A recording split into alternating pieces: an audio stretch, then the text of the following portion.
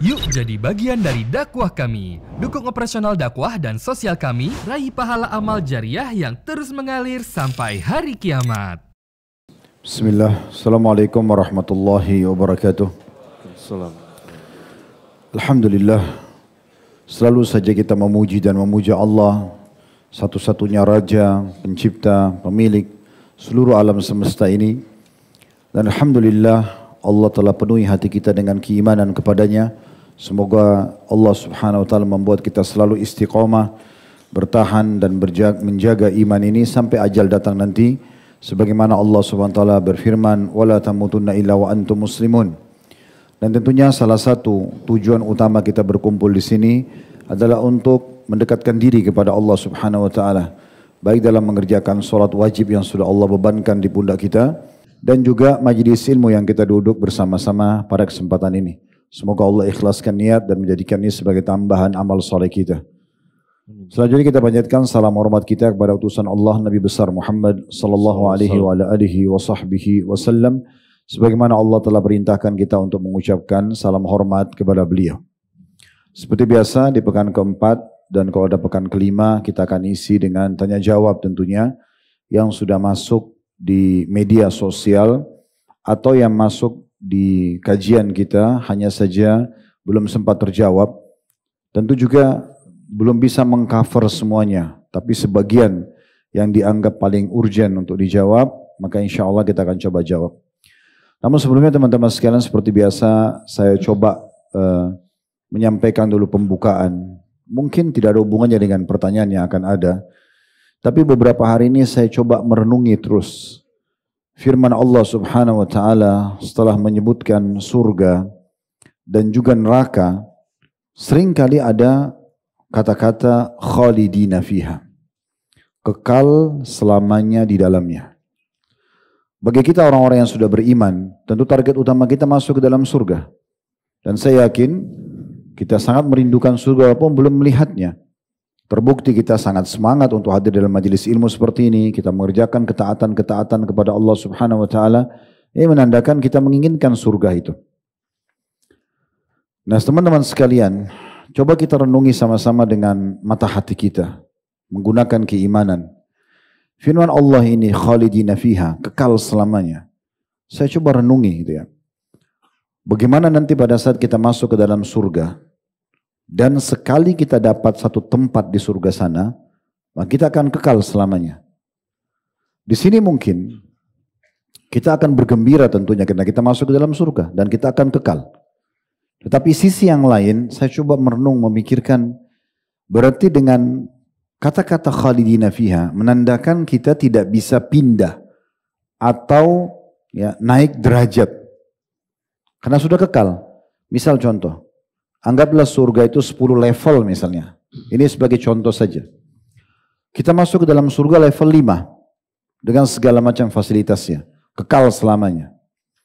Tetapi yang jadi masalah, yang perlu kita renungi sama-sama dengan kacamata iman dan hati nurani kita, berarti di situ kalau kita menanti, kan di surga itu bisa saling mengunjungi. Ya. Bahkan kita bisa mendatangi istana Nabi Muhammad SAW, gitu kan? Sekarang kalau kita mengunjungi misal orang tua kita, saudara kita, kerabat misalnya, atau teman-teman dalam majelis yang kita pernah kenal selama di dunia mereka juga orang-orang beriman, misal level mereka di level 6 atau 7.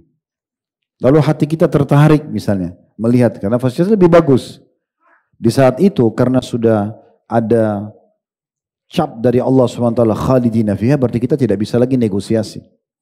Di dunia ini teman-teman sekalian, kalau kita misalnya berada di satu level di tempat kerja atau di satu komplek perumahan, anggaplah komplek perumahan itu dari kafling A sampai kafling Z atau mungkin di satu komplek ya A itu paling bagus bangunannya, B yang di bawahnya sedikit C sampai Z.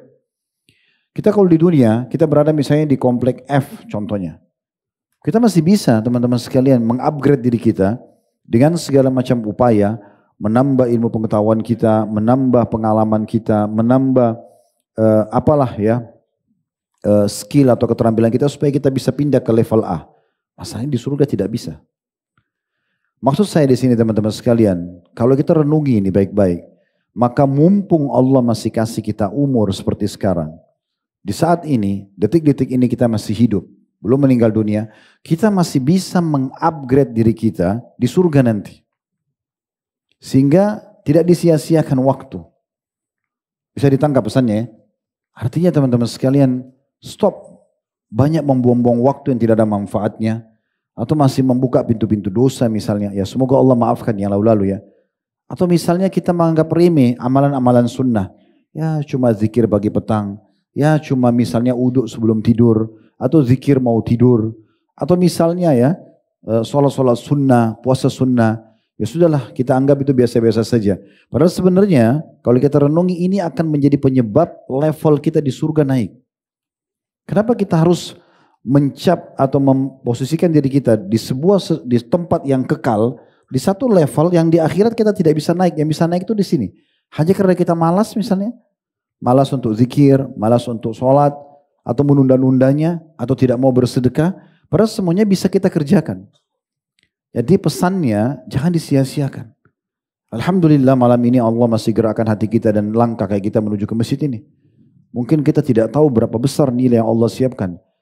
Dan berapa derajat yang Allah akan tinggikan di dalam surga nanti dengan kita hadir di majelis ini. Tapi ini satu hal yang positif, dijaga. Bagaimana para ulama salaf benar-benar menjaga, setiap detik mereka itu sangat mahal. Sampai ada di antara mereka yang berkata, andai saja waktu itu bisa dibeli, saya akan beli dari orang-orang yang seringnya melalaikan atau melalaikan waktu tersebut. Karena memang ini sangat mahal. Sekali masuk di surga nanti di satu level kita nggak bisa upgrade. Yang bisa di-upgrade itu dari sini. Sebagaimana juga tentu orang kalau masuk neraka, kalau dalam kondisi kafir, munafik, musyrik, ini juga khalidina fiha, kekal selamanya. Penyesalan yang tidak akan pernah ada ujungnya. Di dunia ini kalau kita buat kesalahan kriminal, ditangkap, masuk penjara. Oke, selesai, masuk penjara sudah kena hukuman. Tapi kita masih makan, kita masih hidup, bahkan mungkin ada pengurangan tahun atau jatah tahanan karena mungkin akhlak kita baik di penjara. Di neraka tidak ada begitu. Gak ada ceritanya. Dijaga oleh malaikat-malaikat Zabaniyah. Zabaniyah ini dalam sebuah riwayat disebutkan teman-teman sekalian, kata Nabi SAW dalam hadis yang sahih, kalau seandainya penunggang kuda menunggangi kuda dengan kecepatan yang sangat tinggi, itu berjalan 60 tahun atau 100 tahun begitu dalam riwayat ya, itu belum bisa melewatin dari awal pundak ke lehernya satu malaikat Zabaniyah. Malaikat raksasa yang sangat besar dan mereka sangat keras dan kasar. Gak ada negosiasi. Gak ada negosiasi. Maka kalau antum memiliki kenalan-kenalan, kerabat, non-muslim, kita kalau interaksi sama mereka, tawarkan Islam, akhi dan ukhti. Tugas kita cuma menawarkan. Jangan biarkan mereka yang kita tahu secara teori agama, ini kalau mati masuk neraka nih. Yang penting sudah kita tawarkan. Gitu kan? Hidayah di tangan Allah Subhanahu wa taala. Jangan bersahabat dengan orang bertahun-tahun tidak pernah antum bicara tentang masalah Islam. Coba tanya saja bagaimana pendapat kamu tentang Islam. Kalau dia sampaikan sesuatu, kita respon sesuai dengan pengetahuan kita. Sambil kita doakan semoga dapat hidayah kan gitu. Karena kalau kita biarkan secara teori agama meninggal masuk neraka nih. Gitu kan? Yang penting kita sudah berusaha. Kalau kita sudah berusaha atau Allah belum kasih hidayah itu bukan di tangan kita. Ada seorang dokter dulu spesialis anak. Saya kenal baik. Karena sering anak-anak saya kalau sakit saya bawa ke beliau. Hidup Allah kasih umur sampai 80 tahun lebih. Beragama Katolik. Kadang-kadang kalau saya ketemu, saya berbicara tentang masalah Islam gitu ya. Puncaknya saya pernah menghadiahkan karena dia memang tamatan Amerika, Quran dalam bahasa Inggris. Dengan beberapa buku agama gitu. Dan dia sudah tahu pesannya gitu. Kalau itu akan saya ajak ke Islam. Bahkan saya pernah WA ke beliau. Tapi memang takdirnya Allah berbeda. Sampai meninggal dia tidak masuk Islam. Dan pernah dia membahasakan ke salah satu stafnya. Kalau sebenarnya yang menahan dia untuk masuk Islam itu hanya anaknya yang lebih fanatik daripada dia misalnya. Tapi paling tidak kita sudah berusaha. Karena secara teori agama ini pasti masuk ke neraka ini. Kan gitu. Dan masalahnya khalidina fiha. Kekal selamanya. Bagaimana antum bisa ridho orang tua antum yang dalam non muslim, paman, tante, sepupu, tetangga, teman-teman kantor misalnya. Padahal sebenarnya kita bisa menawarkan Islam kepada mereka dengan segala macam metode ya. Mungkin cuma ngomong saja, mungkin menghadiahkan buku, mungkin mengajaknya ke majelis taklim atau apa saja. Nah ini poin yang saya jadikan sebagai bahan renungan dalam beberapa hari ini dan saya ingin berbagi pada teman-teman, mudah-mudahan pesannya bisa sampai. Baik, kita masuk ke pertanyaan, silahkan. Masya Allah, syukron Ustaz atas pesan dan nasihatnya Ustaz. Kita masuk ke pertanyaan pertama Ustaz. Pertanyaan ini dari Instagram Ustaz, dari akun Instagram @getapril. Ramai di sosial media Ustaz mengenai suami di KDRT oleh istri. Ini ada agak kebalik memang. Biasanya istri di KDRT, ini suaminya di KDRT. Mungkin ahli bela diri istri. Petinju kayaknya Ustaz. Nah, informasi yang beredar ini dikarenakan sang suami tidak memberikan nafkah untuk istrinya. Dan menurut keluarga sang suami, si istri juga memiliki tabiat yang tidak baik. Kabarnya mereka kenal berawal dari dating apps atau aplikasi kencan. Dan mungkin kurang saling mengenal satu sama lain. Poin pertanyaannya di sini adalah bagaimana kita seorang laki-laki ataupun seorang wanita bisa mengetahui karakter masing-masing calon pasangan kita Ustaz. Tafadhol Ustaz.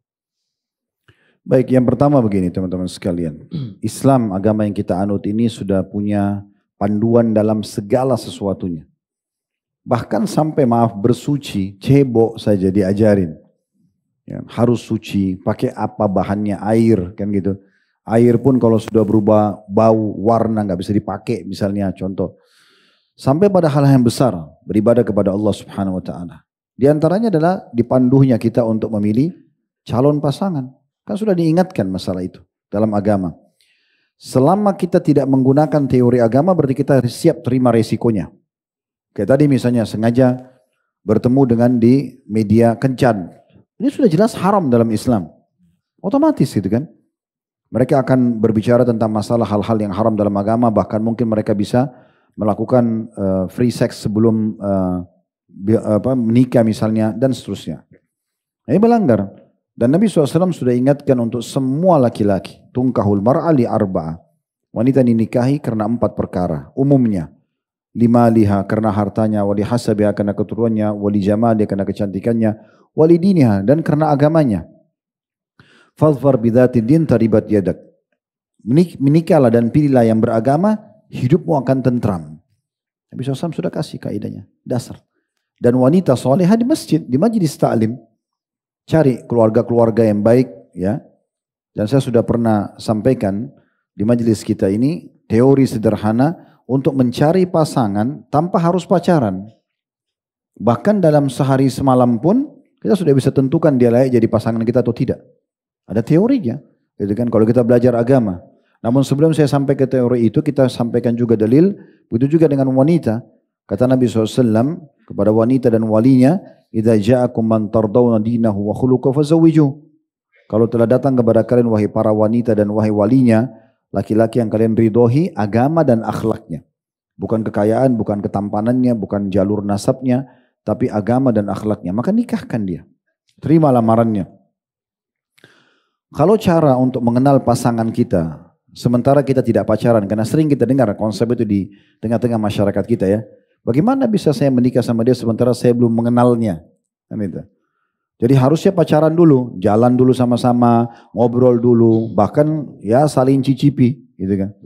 Lah ya, pelukan dulu, ciuman dulu, segala macam lah. Akhirnya biologis, gitu kan, dan seterusnya. Nah ini berbahaya sekali.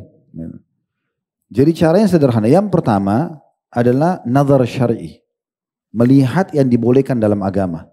Sebagaimana Nabi SAW bersabda kepada sahabat yang datang ingin menikah, maka Nabi SAW mengatakan, lihatlah sesuatu yang bisa menarikmu untuk menikahinya. Dan itu adalah wajah dan telapak tangan. Cukup. Selesai. Jangan lihat foto ya. Foto itu bisa menipu. Ya. Ada filter sekarang bisa diedit ya dan segala macam. Karena itu ulama masih tekankan di masa kita sekarang agar nazar syar'i itu dilihat dengan mata kepala. Bertemu, lihat langsung. Tentu bukan berdua-duaan. Karena ikhtilat atau berdua ini khalwat itu nggak boleh.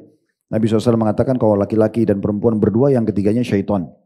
Sampai ada sahabat yang mengatakan ya Rasulullah bagaimana dengan ipar? Kata Nabi SAW ipar justru kematian. Jadi kita tidak boleh berdua-duaan. Tapi ada walinya. Minta waktu untuk datang, nazar syar'i. Kemudian ada walinya dan di saat itu boleh ngobrol. Ngobrol secara umum. Nanya tentang masalah bagaimana ibadah dia sudah pernah hadir majelis atau tidak. Pertanyaan yang mengarah kepada orang-orang yang kita harapkan menjadi ibu terbaik buat anak-anak kita atau bagi akhwat laki-laki atau ayah yang terbaik buat anak-anak kita nantinya. Maka itu yang pertama, nazar syar'i. Kemudian yang kedua, mengenali keluarga secara global. Ini yang saya akan nikah ini keluarganya secara global seperti apa sih? Pasti orang-orang di sekitar rumahnya tahu, ya, ditahu. Apalagi kalau orang yang punya nama di tengah-tengah masyarakat pasti dikenal. Oh, keluarga ini terkenal keluarga yang pendidikan misalnya. Oh, keluarga ini terkenal keluarga preman, ya misal contoh. Jadi kita tahu, karena pasti dikenal ya. Nah, ini contohnya, kita sudah cukup mengetahui secara global sifat keluarga itu. Yang ketiga, kita mengetahui aktivitas dia. Apa aktivitasnya? Kita boleh bertanya. Saya sudah pernah kasih masukan, yang paling gampang tanya kalau lagi santai, lagi weekend, apa saja kegiatannya. Kok dia cerita saya kalau weekend hadir di pengajian, saya urus orang tua saya. Udah itu sudah cukup jadi tolak ukur. Kan gitu. Tapi kalau dia bilang, oh saya kalau weekend biasa saya ke karaoke, saya ke diskotik, saya. Nah sudah antum juga sudah tahu. Terakhir yang keempat istikharah. Makanya para salafus saleh itu kalau mau nikah, hari itu dia tertarik, besok malam itu atau besok sudah jadi suami istri. Karena setelah akad nikah, barulah terjadi proses ta'aruf yang sebenarnya. Kita baru kenalan itu justru setelah akad nikah. Makanya saya pernah kasih contoh itu kan, kadang-kadang ada orang sudah 10 tahun berumah tangga, masih cekcok. Ada kakek-kakek, nenek-nenek masih ribut. Ya. Ada jemaah umroh kami berangkat, sudah tua, berantem terus. Ya, sampai pernah berantem suami istri, kebetulan kamarnya dekat dengan saya, teriak-teriak. Tolong bantu Ustaz, tolong bantu apa ini? Berantem gitu. Maksudnya saya mau tengahi atau saya mau ikut berantem juga saya. Itu betul-betul berantem di kota Mekah gitu kan. Jadi ada orang seperti itu subhanallah. Karena yang satu terbiasa dengan satu pola, yang satu dengan pola tertentu. Pola makan, pola fikir, pola tidur segala macam itu ya. Maka ini butuh adaptasi. Nah ini solusi terbaiknya adalah bagaimana orang yang salah minta maaf, kemudian dia upgrade dirinya kepada orang pasangan yang lebih baik dari dia, yang benar memaafkan, lalu membuka pintu baru, sudah lembaran-lembaran baru lagi. Nah seperti itu kurang lebih jalan keluarnya. Jadi ini konsep sederhana. Ya. Jadi ubah teman-teman sekalian persepsi kita selama ini harus ya pacaran dulu, harus buat yang haram dulu dan seterusnya. Apalagi ini kencan itu kan pacaran sebenarnya. Ya. Sama saja bahasa lainnya gitu ya. Itu dulu masalah hal yang mendasar. Sekarang kalau terjadi seperti ini, laki-laki KDRT atau perempuan yang melakukannya, apakah orang seperti ini layak dipertahankan rumah tangga? Tentu saja dilihat, ya, ini KDRT ini tolok ukurnya siapa yang menilai kalau itu KDRT. Jangan sampai orang bercanda cubit pasangannya dianggap KDRT. Misal contoh, ya, atau mungkin ada orang dia memang menggunakan solusi syar'i bagi wanita yang nusyud. Misal istrinya nusyud, membangkang, tidak mau jalankan tugas sebagai istri, tidak mau layani biologis, ya misal contoh, atau keluar tanpa izin, tidak mau tutup aurat. Itu kan Allah mengatakan, wallati takhafuna nusyudahun, para istri yang kalian tak khawatirkan nusyudnya, fa'iduhun, ingatkan mereka dengan baik-baik. Ini enggak boleh haram dalam agama. Wahjuruhun, kalau enggak mau diboikot, diranjang. Kalau enggak mau juga wadribuhun, pukul mereka, tapi pukulan yang tidak boleh berbekas. Berarti kan ada solusi syar'i mukul, tapi ini opsi yang ketiga. Ini urutan kata ulama. Harus diingatkan dulu, tidak mau baru diboikot, diranjang, tidak mau baru kemudian ya kita memukulnya. Kalau juga tidak mau berubah ya sudah, tidak usah pertahankan rumah tangga dan menghabiskan waktu dengan orang seperti ini. Kan gitu. Begitu juga wanita, kalau memang wanita ini ternyata dia betul-betul tidak diberikan nafkah dan segala macam. Tapi saya belum pernah dengar kasus ini ya. Ada kasus begini, wanita tidak dikasih nafkah malah dia KDRT ke suaminya. Ini nggak tahu pesilat kah, pemain kungfu atau apa saya nggak tahu. Suaminya sampai bonyok. Oh sampai bonyok, sampai Masya Allah. Ada lebam. Ya. Kalau yang benar, kalau umumnya terjadi kan justru perempuan itu yang berlindung kepada keluarganya, kepada walinya, ya atau melaporkan kepada pihak pemerintah setempat, misalnya pengadilan ya atau KUA dan seterusnya. Maka itu jauh lebih tepat ya. Kalau sudah terjadi seperti ini, maka memang kan ini pertanyaan secara umum ya. Kalau mau lebih detail harusnya memang dihadirkan kedua belah pihak, kemudian didudukkan lalu dilihat titik permasalahannya. Kalau mereka berdua masih mau memperbaiki, Allah mengatakan fab'atsu hakaman min ahlihi, utuslah orang yang bijaksana dari keluarga si laki-laki, wa hakaman min ahliha, dan orang yang bijaksana dari pihak perempuan. In yurida islahan yuwaffiqillahu bainahuma. Kalau dua-duanya mau baikan, Allah akan memberikan kepada mereka jalan keluar, ya. Dan kalau mereka pun mau berpisah, yughnillahu kullam min sa'ati. Allah akan berikan masing-masing juga jalan keluarnya, gitu ya. Tentu perceraian dalam Islam hal yang dibenci oleh Allah Subhanahu wa taala. Tapi kalau sudah tidak ada titik temu, maka dia akan menjadi solusi tentunya, ya, jadi solusi. Kalau betul perkara ini misalnya si laki-laki tidak mau menjalankan nafkah, lalu si perempuan karena marah akhirnya berantem. Sekarang didudukkan si laki-laki mau jalanin tugasnya enggak? Si perempuan ini masih mau enggak jadi istri? Kalau masih mau perbaikin. Kalau sudah tidak mau enggak ada gunanya. Enggak ada manfaatnya. Maka jalan keluarnya adalah bercerai. Gitu ya. Ini juga perlu digarisbawahi ya. Kita masuk untuk islah atau memperbaiki keadaan dua orang yang sedang bertikai. Kalau dua-duanya mau memperbaiki keadaan. Kalau enggak percuma. Saya pernah punya pengalaman waktu masih jadi dosen di Makassar waktu itu. Ada satu mahasiswa kami datang. Kemudian bicara, kebetulan dulu saya jadi wakilnya dan rektor di kampus itu ada orang asing, orang dari Syria. Kami sering sip-sipan. Kalau beliau keluar saya yang jaga kampus. Kalau saya yang ada, kalau saya yang keluar dia yang jaga gitu. Kita kadang-kadang tugas. Nah, kebetulan mahasiswa ini datang lalu mengatakan, Ustadz ada masalah nih. Ada orang saya kenal, seorang akhwat muslimah, rencana murtad. Ya, rencananya murtad gitu ya. Memang mau keluar dari Islam karena dia mau dinikahi oleh seorang laki-laki Nasrani. Terus saya diskusi sama rektornya itu dia mengatakan baik biar saya yang pergi gitu. Pergilah dia sana. Setelah mungkin 2 jam saya pun sibuk mengajar waktu itu di kampus. Datanglah rektor ini terus saya tanya gimana perkembangan. Dia bilang kalau wanita begitu biarkan saja murtad. Saya juga bingung kok bisa? Kan muslimah mau dimurtadkan oleh seorang laki-laki. Dia bilang iya. Mahasiswa ini tidak menceritakan sebenarnya memang mereka ini saling suka. Dan memang tidak minta dinasihatin. Ini upaya dari si mahasiswa mau bawa salah satu dosen untuk nasihatin mereka gitu ya. Tapi belum disampaikan kepada orang-orang ini. Baik si calon suaminya atau si perempuan muslimahnya. Sehingga kata si rektor saya waktu datang ke sana di kos-kosannya. Begitu kita ketuk pintu ternyata si perempuan lagi di pangkuannya si laki-laki itu. Kira-kira mau dinasihatin bagaimana? Oh mereka saling suka gitu kan. Makanya kesimpulan si rektor kalau begini percuma. Ya sudah dia murtad mau diapakan. Gak mungkin kita bisa bantu kan gitu. Jadi kalau pertanyaan seperti ini teman-teman sekalian. Kalau mau memperbaiki keadaan dan memang ditanyakan dalam majelis seperti ini. Dan mau mendengarkan nasihat alhamdulillah. Semoga saja tadi bisa jadi solusi. Tapi kalau mereka dasarnya tidak mau dengar. Sudah tidak mau lagi lanjutin rumah tangga segala macam. Maka ini percuma saja gitu kan. Allahu a'lam. Iya. Baik, pertanyaan berikutnya Ustadz, ini masuk dari WhatsApp dari nomor 08117665 sekian. Ustadz, di tahun 2024 angka pernikahan terus menurun dibandingkan dengan tahun-tahun sebelumnya. Faktor ini dipicu dengan adanya tren marry is scary.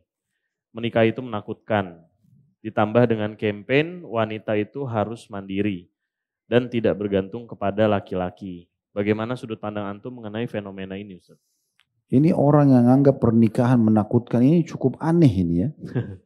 Aneh sekali. Kenapa dianggap menakutkan? Yang kami tahu tentu teman-teman juga tidak asing. Orang menikah itu bahagia.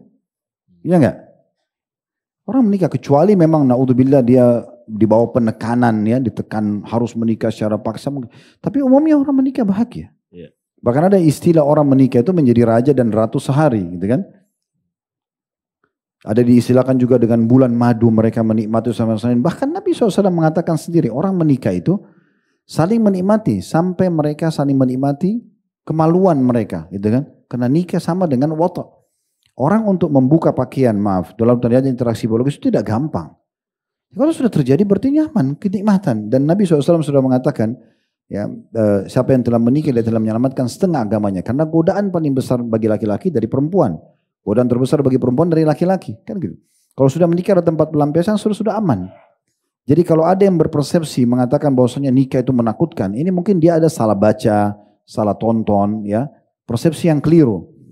Saya pernah temukan konsep begini tapi bukan dari umat Islam. Kemungkinan besar penanya ini atau kasus yang sedang dia kaji atau dia sedang tanyakan itu mungkin dia melihat kasus orang lain. Mudah-mudahan saja bukan penanya yang menghadapinya. Saya ingat dulu waktu bimbing jemaah travel yang Allah amanahkan di budak kami pernah buat umroh plus Spanyol. Kebetulan yang jadi tour leadernya itu orang beragama Katolik. Namanya Pedro. Pedro ini 60 tahun atau 65 tahun, rambutnya sudah putih semua. Dia hanya bisa bahasa Spanyol atau bahasa Inggris saja, gitu kan. Maka pada saat kami lagi jalan, terjadilah persahabatan di mobil, di bus, sambil ngobrol-ngobrol tentang masalah agama dia, tentang agama Islam. Kita ngobrol. Tapi sempat waktu mampir di satu tempat, kami akan pindah dari Madrid ke kota yang lain, dia cuma di Madrid saja. Terus saya tanya, sekarang mau kemana? Mau pulang ke keluarga, ke istri sama anak. Dia bilang, saya tidak punya istri, tidak punya anak. Saya tanya, kenapa? Dia bilang, untuk apa saya nikah? Ini perkataan dia ya. Kepada saya, untuk apa saya menikah? Saya mengurus wanita, bikin pusing. Dia bilang, ya. Saya harus siapkan uangnya, kebutuhannya, segala macam. Belum dia ngomel-ngomel, apalah gitu kan. Seperti umumnya orang taunya kadang-kadang mungkin pikiran persepsi dia selalu negatif gitu kan. Dia tidak bisa memanage mungkin rumah tangga dengan benar sehingga yang ada adalah mungkin pertengkaran yang dia bayangkan. Kemudian juga dia bilang, dengan sederhananya dia bilang, saya kalau butuh biologis saya tinggal ke perempuan manapun saya bayar selesai. Dia ngomong gitu. Sekarang saya bisa urus diri saya sendiri. Begitu juga dengan anak. Saya harus urus anak dari kecil, membesarkan dia, banyak masalahnya. Untuk apa? Sederhananya begitu. Nah kalau penanya tadi menanya seperti ini, dia bilang menikah menakutkan. Kemungkinan besar pemikiran seperti ini yang sampai ke dia. Padahal sebenarnya dalam Islam kan sudah disebutkan ya, orang menikah itu pahalanya besar. Karena Nabi SAW mengatakan, nikahu sunnati faman ragiban sunnati falaysa minni. Nikah itu adalah sunnahku, siapa yang menolak sunnahku bukan dari golonganku. Kata Nabi SAW, fi bidi ahadikum sadaqah, di kemaluan kan ada sedekah yang besar.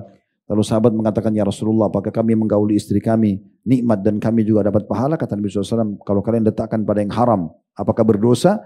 Begitu juga pada yang halal misalnya ya. Belum lagi kalau kita menambah sanak kerabat seperti mertua, ipar, itu kan menambah kekerabatan karena kasus pernikahan. Ada rahim lagi di situ, kita bisa silaturahim sama mereka.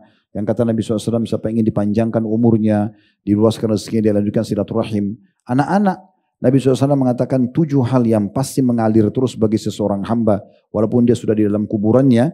Disebutkan yang pertama ilmu yang bermanfaat, yang kedua anak yang soleh. Dalam riwayat lain, anak yang pertama baru kemudian ilmu yang bermanfaat. Lalu setelahnya datang sumur, bangun masjid, sungai dan seterusnya. Tapi anak ini dalam Islam dijadikan sebagai penyebab amal soleh kita. Kan gitu. Dan kita selain di dunia berkumpul, di akhirat juga berkumpul. Nah motivasi seperti inilah yang membuat akhirnya kita jadi ingin menikah, kita jadi ingin punya anak. Seperti itu gambaran Islam ya. Oleh karena itu kalau ada pemahaman seperti ini, saya berharap generasi muda muslim tidak banyak membaca atau bahkan memberhentikan bacaan-bacaan masalah rumah tangga itu dari orang-orang non-muslim. Karena mereka punya konsep berbeda. Mereka boleh menikah lintas agama, mereka boleh menikah sesama jenis ya. Sebagaimana yang kita tahu LGBT, mereka boleh melampiaskan dengan hewan-hewan biologisnya. Apalah macam-macam yang aneh-aneh. Itu dalam Islam tentunya sangat bertolak belakang ya. Jadi kita harus hindari masalah itu. Tidak boleh sama sekali ada di pikiran kita masalah ini. Kemudian tadi juga selain nikah itu mengerikan, menakutkan. Wanita itu harus mandiri Ustaz. Tanpa menggantungkan dirinya ke laki-laki. Nah Allah yang suruh wanita bergantung kok. Kan gitu. Ya enggak? Sekarang wanita kalau mau menikah harus dengan izin ayahnya. Kalau dia salah fahami konsep wanita harus mandiri, berarti nikah pun enggak perlu izin sama ayahnya. Ini jadi masalah ini. Sementara fungsi utama wali itu adalah bekengan bagi bagaimana sang calon istri nanti, kalau misalnya antum laki-laki sini melamar seorang wanita dan ada walinya, ada ayahnya, pasti di dalam benak antum, oh perempuan ini punya ayah, punya laki-laki juga seperti kita yang akan membela dia, kan gitu. Itu fungsi wali itu sebenarnya, seperti akan membekeng atau melindungi si wanita ini nanti. Kapan terjadi naudzubillah perceraian atau KDRT, dia akan berlindung lagi ke walinya, kan gitu. Setelah menikah, dia bergantung sama suaminya. Memang nafkah diwajibkan Allah untuk memberikan. Sebab warisan wanita hanya dapat 1, karena sebelum nikah kebutuhannya semua wajib ayahnya penuhi, setelah nikah wajib suaminya penuhi. Memang begitu. Kalau yang dimaksud di sini mandiri global sekali ya, artinya dia harus seperti laki-laki, dia harus paksakan diri bekerja, dia tidak perlu bergantung pada laki-laki sampai pada tingkat tidak usah menikah. Ya. Karena kalau menikah nanti kita bergantung pada laki-laki. Nah, memang yang suruh bergantung itu Allah Subhanahu wa taala. Ini persepsi yang keliru, kan itu. Tapi kalau yang dimaksud adalah wanita harus mandiri dalam arti kata, ada positifnya ya, bukan global tapi secara substansial. Misalnya dia ingin sekali mandiri untuk mengurus suaminya, contoh. Jadi suaminya itu apapun kebutuhannya, maaf pakaiannya, pakaian dalam, masakan buat suaminya, segala macam kamar, tempat tidur, semua dia yang ambil alih. Ya, mungkin kalau dia pakai ART di rumah, mungkin untuk kebutuhan dapur misalnya, atau bersihin rumah mungkin ya. Itu dia ingin mandiri, dia ingin urus suaminya. Oke, itu bagus, positif. Atau dia ingin mandiri mengurus anaknya. Dia mungkin pakai ART di rumah, tapi anak-anak itu tetap dia yang didik, dia yang suapin, dia yang rawat, mungkin sesekali dibantu ART, itu mungkin masih positif ya. Tapi kalau mandiri sini artinya betul-betul dia harus global, bebas. Ya, tidak usah bergantung pada kaum laki-laki, ini salah banget ini ya. Ini biasanya dikembangkan dari konsep emansipasi ya. Padahal sebenarnya dalam Islam tidak seperti itu. Memang laki-laki dan perempuan berbeda. Dalam Islam digambarkan berbeda ya. Berbeda kan kita secara fisik ya, berbeda secara karakter, berbeda. Berbeda tugas. Allah Subhanahu wa taala berikan wanita haid setiap bulan. Antum laki-laki biar nangis gak akan dikasih haid. Ya. Kalau kita hitung-hitungan ya, wanita haid dalam 1 bulan 1 pekan, 7 hari misalnya. Berarti kan dalam 1 bulan jadwal sholat yang harusnya tiap hari, mereka kurang 1 minggu. Kita kan tidak ada haid, laki-laki. Penuh semua 1 bulan sholatnya. Tapi Allah berikan balasan sama. Kuasa Allah SWT berbeda, tapi balasannya Allah berikan sama. Wanita bisa hamil, bisa menyusui, laki-laki nggak bisa. Sebagaimana juga laki-laki bisa mendapatkan mudah mati syahid dengan berperang di jalan Allah misalnya. Makanya Aisyah pernah mengatakan, ya Rasulullah, kami melihat jihad adalah amal yang paling afdal. Gampang banget, keluar, tinggal jaga keikhlasan, terbunuh, mati syahid, masuk surga tanpa hisab. Apakah kami wanita juga berperang ya Rasulullah? Kata Nabi SAW, kalian boleh berperang, tapi yang tidak ada bunuh-bunuhan, tidak ada saling menyerang di dalamnya. Perjuangannya besar, yaitu haji dan umrah. Dibedain, tapi sama balasannya. Sama balasannya gitu kan. Perempuan sholat di rumah, laki-laki sholat di masjid. Bagaimana bisa disamain? Yang perintah agama begitu kan gitu, fitrahnya. Jadi iman tidak bisa disamakan. Tentu di sini yang disamakan adalah mungkin dari sisi balasan yang Allah SWT berikan gitu ya. Kalau laki-laki kerja di luar, perempuan juga kerja di luar. Kira-kira sampai mau urus rumah nih. Justru kesempurnaan kehidupan itu masing-masing menjalankan tugasnya. Laki-laki memang di luar rumahnya. Bekerja, sholat berjamaah, ngantar jenazah, cari rezeki dan seterusnya. Laki-laki, perempuan di rumah, ngurus anak-anak, masakan. Ini baru sempurna kehidupan tersebut kan. Karena saling melengkapi satu sama yang lain. Ya. Kita masuk ke pertanyaan. Tadi yang pertanyaan masalah karakter di sini atau yang pertama tadi? Yang pertama, Ustaz. Udah kejawab itu. Pertanyaan ketiga, Ustadz, ini dari kajian offline. Ustadz, teman saya titip pertanyaan. Oh, ini cara baru nih. Jika istri saya menolak hubungan badan dan kita bilang nanti uang belanja aku potong sekian persen nih. Ini pertanyaan titipan ya. Si suami apa jadi berdosa, Ustadz? Ya, jadi memang nafkah dalam Islam, teman-teman sekalian, diberikan kepada wanita itu karena ada tugasnya. Ya. Di antara tugas utamanya adalah memenuhi kebutuhan biologis suami. Memang nafkah itu adalah imbalan daripada biologis. Ya. Salah satunya itu, menjalankan tugasnya dan fungsi utamanya adalah biologis. Melayani kebutuhan suami. Makanya kata Nabi SAW, kalau seorang wanita berada di corong asap rumahnya, dipanggil suaminya biologis, dia harus jawab. Pernah ada wanita datang kepada Aisyah dalam riwayat lain mengatakan, kalau kami lagi jengkel, lagi tidak mood, lagi marah sama suami, lalu diajak biologis, berdosakah kalau kami menolak? Kata Aisyah, iya. Kalaupun seseorang di antara kalian sedang berada di atas untanya, tunggangannya, kalau kita sekarang sudah di mobil, udah mau pergi, suaminya panggil, maka dia harus menjawabnya. Dia harus menjawabnya. Ya memang begitu dalam Islam gambarannya. Ya, jadi tidak bisa kita alihkan itu ya. Bagaimana? Tapi ini juga perlu supaya adil ya. Tentu perlu ditelusuri apa sebab istri menolak ya. Jadi jangan juga kita langsung mengambil tadi jawaban itu secara global teman-teman sekalian. Jangan sampai mungkin istri menolak karena suaminya terlalu berlebihan. Satu hari minta 20 kali misalnya. Misal. istri sudah nggak mampu, misal. Kenapa antum ketawa? Nggak masuk akal. Siapa tahu ada orang minum madu berapa botol sehari misalnya. Itu contohnya. Atau mungkin ya istri lagi sakit, suami nggak mau tahu, itu kewajiban kamu harus penuhi saya. Orang berdiri aja nggak bisa, kepalanya pusing misalnya, kan gitu. Atau suaminya minta dilayani biologis dan harus di kemaluan tapi lagi haid dan nifas. Gimana? Kan nggak mungkin itu. Haram dalam Islam kan gitu. Atau dia minta biologis tapi di duburnya, haram dalam Islam. Contoh.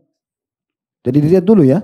Seperti apa? Tidak boleh langsung suami. Jangan nanti antum ambil ini. Ustaz Hadi bilang di pengajian boleh potong uang bulanan istri kalau tidak mau layani. Pulang sebentar sampaikan ke istri gitu kan. Pokoknya Ustaz Hadi sudah bilang tadi, kalau kamu nolak biologis, tidak mau tahu alasannya apapun, saya akan potong uang bulanan. Nah ini zalim ya. Nah, boleh begitu, harus dilihat juga alasannya. Tapi kalau memang suami harusnya dipenuhi kebutuhan biologis lalu dia sengaja nolak karena malas, karena nggak mau, nggak ada uzurnya. Oke, punya hak dia untuk memotong nafkahnya. Ya. Bahkan bisa menahan nafkah tersebut sebenarnya gitu kan.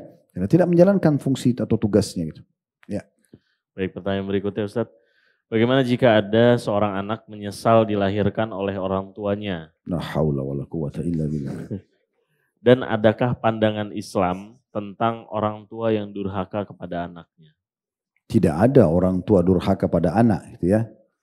Bahkan dalam pendapat para ulama kalau ada orang tua yang membunuh anaknya, dia berdosa, tapi tidak berlaku hukumnya hukum kisos.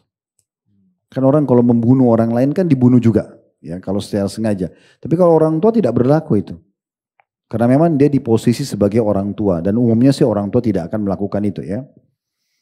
Sekarang coba kita masuk nih, walaupun sebenarnya pertanyaan masih secara sangat singkat ya. Kalau kita coba menebak-nebak seperti apa sebenarnya yang diinginkan oleh penanya. Kalau seandainya sang anak ini merasa menyesal dilahirkan oleh orang tuanya karena misalnya orang tuanya dalam kondisi kafir misalnya. Atau bermaksiat, mabuk-mabukan, narkotika misalnya ya. Mempermalukan nama keluarga, contoh misal ya. Atau sering mukul anaknya tanpa sebab. Atau dia tidak mau anaknya jadi orang baik. Udah gak usah ke masjid. Masjid itu tempat orang-orang soleh, kamu gak usah misal contoh. Contoh, atau dia paksa anak perempuannya nikah sama pemabuk. Teman-temannya dia. Atau sama-sama bandar narkotika misal contoh. Di sini posisi sang anak, dia gak boleh menyesal lahir dari orang tuanya. Karena itu takdir Allah subhanahu wa ta'ala. Apalagi sudah terjadi. Tetapi yang bisa dia lakukan adalah dia mengeluhkan permasalahan ini kepada Allah subhanahu wa ta'ala. Dia sholat, dia minta sama Allah SWT petunjuk agar Allah berikan hidayah. Dan Allah membuat dia bisa sabar melalui ujian tersebut ya. Karena ada orang diuji dengan orang tuanya, ada orang diuji dengan mertuanya, ada orang diuji dengan saudaranya, anaknya, pasangan hidupnya, macam-macam ujian datang. Tetapi di sini dia diuji dengan keadaan tersebut. Tapi dia tidak boleh menyesali. Bahkan kita pernah pelajari dalam kajian kita dosa-dosa besar. Itu termasuk dosa kufur. Walaupun tidak keluar dari Islam ya. Tapi dosanya mencapai level besarnya dosa kekufuran. Tetap muslim, orang yang membenci ayahnya sendiri. Sini membenci bisa saja tadi menyesal dilahirkan, ya kan, menyesal dinasabkan kepada ayahnya. Semua ini tidak boleh dalam Islam teman-teman sekalian. Ya. Jadi saran kami kepada menanya bersabar, doakan, semoga Allah berikan hidayah. Ya. Bagaimana Abu Hurairah radhiyallahu anhu itu sangat dibenci oleh ibunya sendiri karena dia masuk Islam. Sampai dia membahasakan sendiri ya Rasulullah, dia mengatakan, sungguh ibuku sangat membenciku dan membenci Islam. Tidak ada hari kecuali dicaci maki. Maka dia mengatakan, ya Rasulullah tolong doakan ibu saya agar dapat hidayah. Maka Nabi SAW doakan. Begitu Abu Hurairah pulang ke rumah, Abu Hurairah mengatakan, ya saya betul-betul melihat keberkahan doa Nabi itu. Sebelum saya masuk pintu rumah, ibu saya sudah mengatakan, wahai Abu Hurairah jangan kau masuk pintu sampai kau dengarkan syahadatku. Jadi sekeras apapun hati seseorang bisa saya dapat hidayah. Kan gitu. Ya. Pertanyaan berikutnya Ustadz. Ini pertanyaan dari kajian Rabu malam Ustadz. Ustadz, kenapa poligami sulit diterima oleh masyarakat? Padahal ini merupakan syariat. Semoga pertanyaan ini ada tayangan ulang supaya istri saya bisa melihat Ustadz. Siapa nih kira-kira yang nanya? Ini kurangnya edukasi aja. Ya. Kurangnya edukasi. Karena penerimaan syariat secara totalitas itu adalah perintah Allah Subhanahu wa taala, kan gitu. Allah mengatakan dalam Al-Quran, ya alladzina amanu udkhulu fis silmi kaffa wa la tattabi'u khutuwati syaitan. Al-ayah. Hai orang beriman, masuklah ke dalam Islam secara keseluruhan. Semuanya harus diterima. Tidak boleh ada yang dipilah-pilah, yang mana kita suka kita jalankan, yang tidak suka kita tolak gitu ya. Dan jangan pernah ikuti langkah-langkah syaitan. Maksudnya dalam membuat kalian menolak syariat Islam atau bahkan memilah-milahnya gitu ya. Ini mungkin poin pertama dulu. Jawaban. Karena kurangnya edukasi, informasi yang sampai kepada orang yang menolak ini, sehingga akhirnya mereka selalu mengumandangkan penolakan tersebut. Juga sisi yang lain, kemungkinan besar juga orang yang akan melakukan, si suami yang bertanya ya, mungkin sang suami memang dia sendiri secara pribadi harus introspeksi diri. Bagaimana hubungan baik dia sama Allah Subhanahu Wa Taala? Bagaimana hubungan baiknya sama Allah? Apakah dia sudah menjalin hubungan yang baik sama Allah Subhanahu Wa Taala sehingga dia pada saat diberikan satu orang istri, sekarang dia mau lagi istri yang kedua, Allah Subhanahu Wa Taala mudahkan buat dia. Karena kita sebenarnya, kalau saya lihat ya, karena saya seorang praktisi, jadi kalau kita sudah menjalankan tugas yang baik dan sempurna di istri itu, lalu kita mohon kepada Allah SWT, Allah berikan kok. Terbuka pintunya, itu sering terjadi. Dan saya berapa kali sampaikan kepada ikhwah kita yang mau melakukan poligami, ternyata betul. Setelah mereka berdoa, terus mereka coba memaksimalkan apa yang diwajibkan Allah SWT. Yang pertama, Allah bukain pintunya. Ya Allah SWT bukain pintunya. Jadi memang dia pun sendiri harus punya jalinan hubungan yang baik dengan Allah SWT. Saya pernah ada tablik akbar di salah satu wilayah di Sumatera waktu itu. Pas selesai ceramah, di siang hari kami lagi makan siang di satu restoran. Ada satu dai lokal di situ datang kepada saya. Bilang, Ustaz, saya ini mau poligami Ustaz. Sebagaimana antum lakukan. Bagaimana caranya? Pertanyaan pertama saya begini. Bagaimana hubungan antum dengan Allah Subhanahu Wa Taala? Apa maksudnya Ustaz? Dia bilang. Saya tanya. Kita nggak usah bicara wajib. Saya yakin antum sebagai dai pasti antum sudah menjalankan sholat wajib segala macam. Tapi coba jelaskan ke saya tentang ibadah-ibadah sunnah antum. Antum sudah rutin menjaga ini semua sholat sunnah, rawatib, qobliyah, ba'diyah. Antum sudah coba rutin menjalankan sholat duha, sholat malam, puasa Senin Kamis, zikir pagi petang, menambah hafalan Al-Quran dan mentadaburi ayat-ayatnya. Ada orang tua hidup, antum sudah bakti belum? Hampir semua yang saya tanya ini, dia jawabannya memang masih kurang. Sebenarnya coba perbaikin dulu di situ, benahi dulu. Nanti kalau kita makin dekat dengan Allah SWT, apa yang kita minta Allah akan berikan, kan gitu. Tapi kalau kita minta tambahan fasilitas, sementara kita sendiri, Allah tahu kita belum mampu menjalankannya. Malah nanti mencelakakan kita kalau kita buka pintu poligami, itu salah. Karena kata Nabi SAW, siapa yang memiliki dua orang istri, dia cenderung pada salah satunya, maksudnya tidak adil di sini. Maka dia akan datang hari kiamat dalam kondisi setengah badannya miring gitu kan. Nah, itu contohnya. Jadi memang dia sendiri harus punya hubungan yang baik dengan Allah Subhanahu Wa Taala. Juga selanjutnya yang ketiga, dia harus membenahi diri, membekali diri lebih banyak lagi dengan ilmu-ilmu agama. Dia dalami semua ilmu agama, apapun yang berhubungan dengan masalah itu. Jadi bukan hanya sekedar tahu sholat, tahu haji, tidak cukup dalam masalah poligami. Dia harus tahu banyak hukum. Termasuk masalah hukum-hukum yang berhubungan dengan kebutuhan wanita, masalah haid, nifas, ya, masalah biologis, masalah pendidikan anak, gitu kan, masalah hak yang merupakan kewajiban dia, haknya istrinya, semua itu harus dilakukan. Kalau dia sudah paham ini, ya itu mungkin step selanjutnya, baru dia sering melakukan doa. Saya pernah duduk sama beberapa teman-teman dai juga, mayoritasnya dai. Waktu itu kami kumpul semua, tamatan dari satu alma mater dulu di Madinah. Setelah kami duduk sudah selesai acara pertemuan, lalu mereka pada bilang gitu sama saya. Kemudian teman-teman Ustaz ini banyak yang belum poligami. Terus mereka bilang, "Coba Ustaz Khalid, apa ini kiatnya supaya kita bisa juga poligami?" Tapi karena mereka dai, saya tidak masuk dari awal poin-poin tadi. Karena ini poin tadi mungkin lebih kepada orang yang belum terlalu paham agama. Tapi kalau poin ini saya sentuh, saya mengatakan kita harus memulainya dengan doa, saya bilang. Sudah enggak antum jadikan ini sebagai doa rutin antum? Antara azan dan iqamah sepertiga malam, minta sama Allah. Sa'ad radhiyallahu anhu, seorang sahabat Nabi yang sangat kaya, Sa'ad ibn Ubadah radhiyallahu anhu di Madinah, itu beliau berdoa kepada Allah begini, ya Allah, buatlah aku meraih surga melalui harta. Maka Allah limpahkan hartanya, kemudian dengan itu dia bisa masuk surga. Kita bisa minta, misalnya mudahkan ya Allah poligami saya. Apapun yang harus hamba raih, capai sebelum itu, maka mudahkanlah. Seperti itu kita jadikan sebagai doa.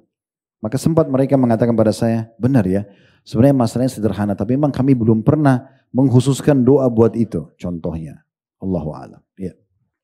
Pertanyaan berikutnya Ustadz dari Instagram, dari akun Gina Desari. Palestina dan Israel sudah gencatan senjata. Apakah boleh untuk menghentikan boikot terhadap produk-produk yang terafiliasi oleh Israel? Jangan dulu. Udah kangen Jangan kayaknya dulu. makan McD. Iya. Mereka sudah terlalu luar biasa membabi buta gitu kan. Terus antum tiba-tiba karena baru gencatan senjata, tahu nggak gencatan senjata itu terjadi? Beberapa hari sebelumnya mereka masih membombardir Gaza. Dan Nabi SAW sudah diinformasikan oleh Abdullah bin Salam radhiyallahu anhu, pendeta Yahudi yang masuk Islam di masa Nabi SAW, sambil dia mengatakan sendiri sebagai orang Yahudi, dia mengatakan, ya Rasulullah, innal Yahuda qaum ghadr. Wahai Rasulullah, orang Yahudi itu kaum yang suka berkhianat. Saya bicara dengan teman-teman Palestina tentang kasus ini. Saya bilang, apakah ini benar gencatan senjata yang artinya Anda ini mendapatkan jaminan tidak akan diserang? Dia bilang tidak ada. Enggak ada jaminan. Karena hari ini tanda tangan, bisa besok kita diserang lagi. Lalu kemudian dilibatkan lagi orang ketiga, Amerika atau negara yang lain, baru kemudian gencatan senjata lagi. Tapi kita sudah dirugikan, dan itu sudah terjadi dari awal mereka menjajah wilayah tersebut. Kan gitu. Jadi enggak usah buru-buru, gitu kan. Kalaupun antum tidak niat boikot, antum pindahlah ke makanan-makanan muslim, gitu kan. Enggak ada ruginya. Dan makanan Indonesia, Masya Allah, negara kita ini enak-enak, murah-murah, sehat gitu kan.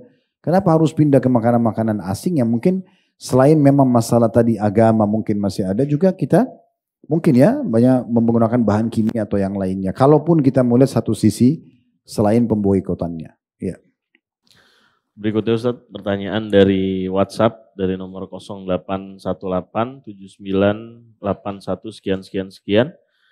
Bagaimana jika ada seorang pemimpin yang diamanahkan untuk mengemban tanggung jawab masyarakat luas, tapi dia tidak melaksanakan amanah tersebut, bahkan cenderung kasar dan arogan?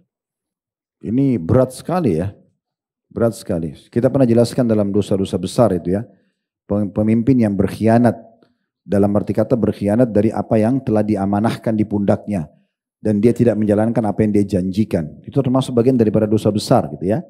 Siapa yang diberikan amanah untuk menjadi pemimpin, kemudian dia mengkhianati masyarakatnya, maka haram baginya mencium bau surga. Begitu dalam hadis yang sahih, gitu kan? Sebaliknya pemimpin yang adil malah dia bisa menjadi salah orang golongan pertama yang akan dapat naungan Allah di hari kiamat di mahsyar. Itu imam yang adil, gitu kan?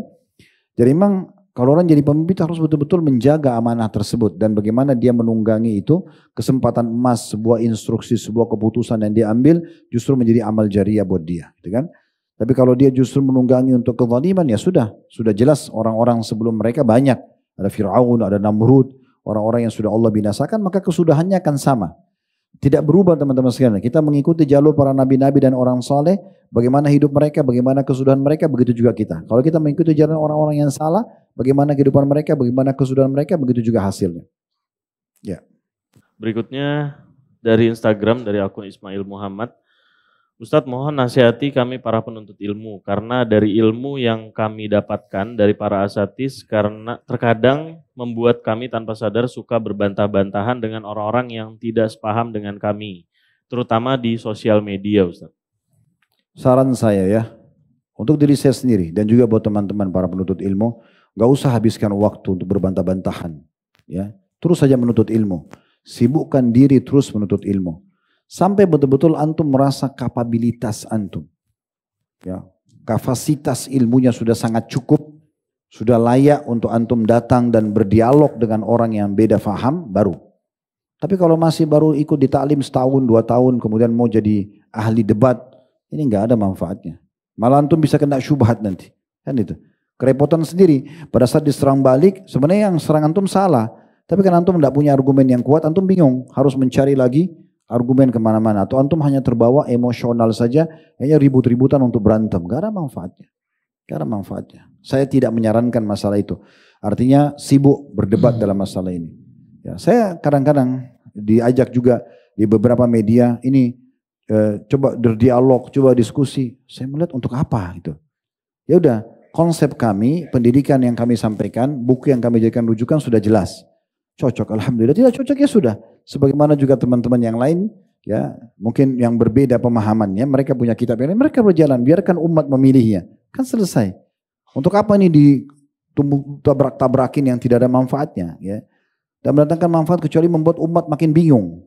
Nah, itu bagi para penuntut ilmu yang sudah sampai pada level mungkin mereka cukup kapasitasnya, itu pun sering mereka meninggalkan. Para ulama-ulama itu jarang sekali mereka mau berdialog, berdebat gitu ya. Kecuali sebagian kecil di antara mereka. Kalau kita lihat hidupnya Imam Ahmad, Imam Syafi'i, Imam Abu Hanifah, Imam Malik, 4 imam madhab ini mungkin dari 100% hidup mereka, itu dialog terjadi mungkin hanya 10-20%. Sisanya mereka mengajar ilmu.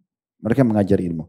Jadi saran saya sibukkan tetap menuntut ilmu, tambah wawasan antum, pengalaman antum, itu lebih baik daripada sibuk dengan masalah ini. Ya.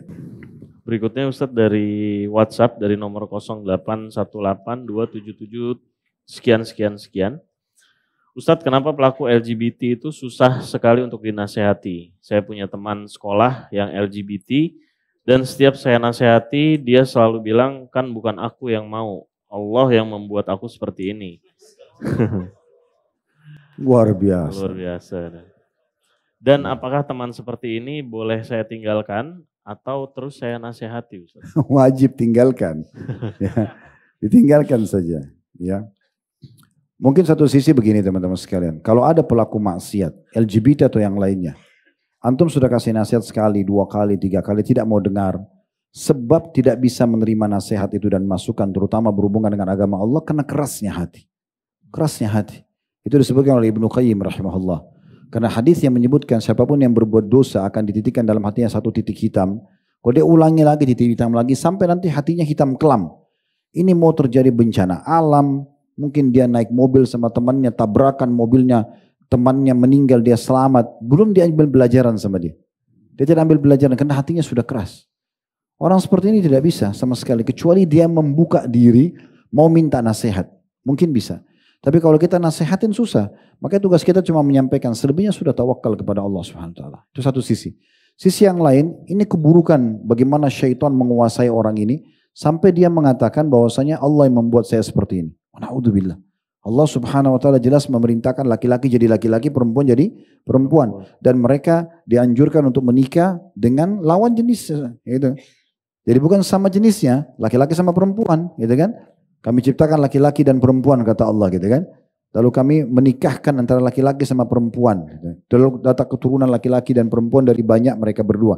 Jadi Allah bukan menakdirkan, dia pilih sendiri itu.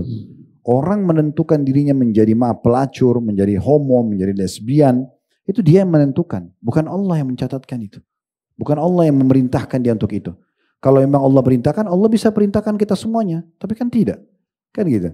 Jadi ini keliru, ini dosa lagi nih, dosa yang berbeda lagi, gitu kan. Ini keburukan, naudzubillah, para ahli maksiat begitu. Untuk menyembunyikan dan membenarkan sikapnya, dia mengatakan Allah sudah takdirkan. Ini kebodohan ini, ya. Tidak bisa seperti itu.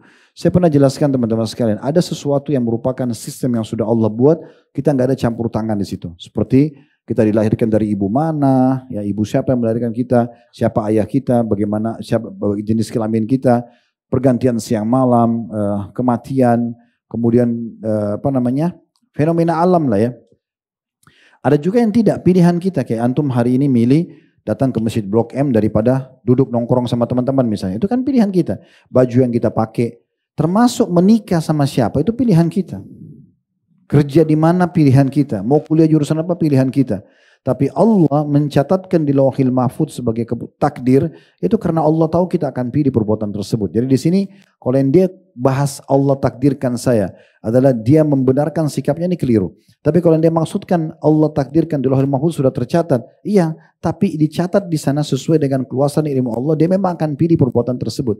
Bahkan dia masih punya kesempatan untuk berhenti. Sekarang kalau dia tobat misalnya, maka kita juga akan katakan kalau gitu itu takdirnya Allah juga. Nah, kan gitu. Allahu a'lam. Ya, yang terakhir. Pertanyaan terakhir Ustaz sebagai penutup dari Instagram dari akun Ibnu Maulana. Ada seorang selebgram asal Indonesia yang tinggal di Amerika. Dia membuat konten menantang Allah untuk menghancurkan hidupnya.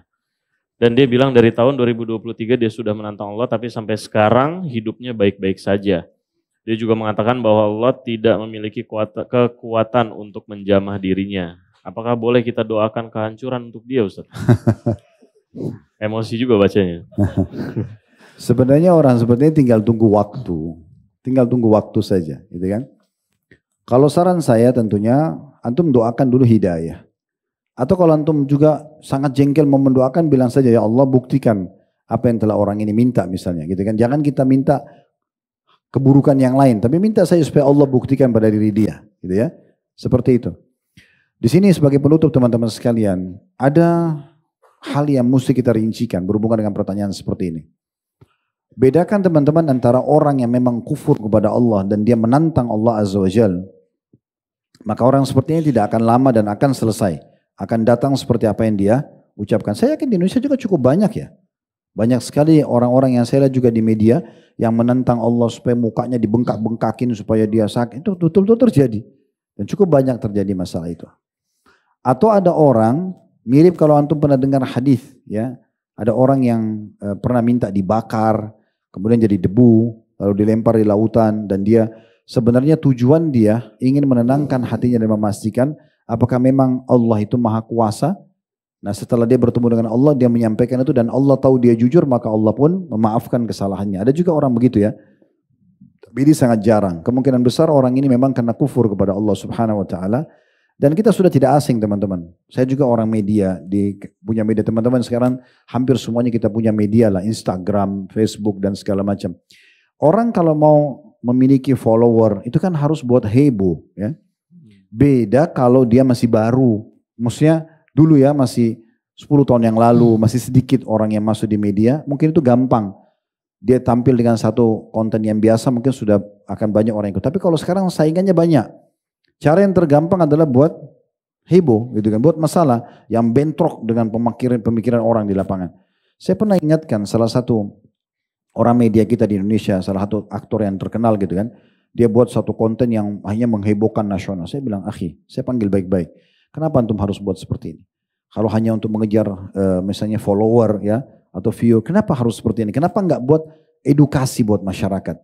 Berikan kepada mereka informasi, bagikan kepada mereka hadiah misalnya ya. Siapa yang bisa menjawab ini, siapa yang bisa menyelesaikan buku ini dalam waktu begini, saya akan kasih hadiah ini dan itu. Kenapa harus buat sesuatu yang akhirnya membuat penilaian negatif datang kepada diri antum sendiri? Ya alhamdulillah dia bisa terima masukan itu ya. Tapi orang memang begitu, karena mau cari hebohnya. Kalau saya mungkin orang seperti ini begitu ya. Mungkin karena dia bertimpal balik, apalagi dia tahu banyak umat Islam, dengan dia diserang banyak komen atau apa, mungkin dia pikir itu akan dikenal. Nah memang sudah seperti itu, akan dikenal, tapi tekanannya negatif itu ya. Allahu a'lam. Jadi saran saya orang seperti ini doakan dulu dapat hidayah. Kalau memang antum mau berdoa sesuatu yang buruk, minta saja agar Allah buktikan hal tersebut. Allahu a'lam. Baik saya teman-teman sekalian, tentu pertanyaan ini sangat terbatas apa yang bisa kita jawab. Selebihnya memang kalau masih ada pekan kelima, kalau salah nanti ada pekan kelima nanti ya. Kita akan lanjutkan pekan depan insya Allah. Kalau ada benar dari Allah silakan diambil dan diamalkan. Kalau ada salah dari saya mohon dimaafkan. Subhanakallahumma bihamdika, asyhadu an la ilaha illa anta astaghfiruka wa atubu ilaik. Wassalamualaikum warahmatullahi wabarakatuh.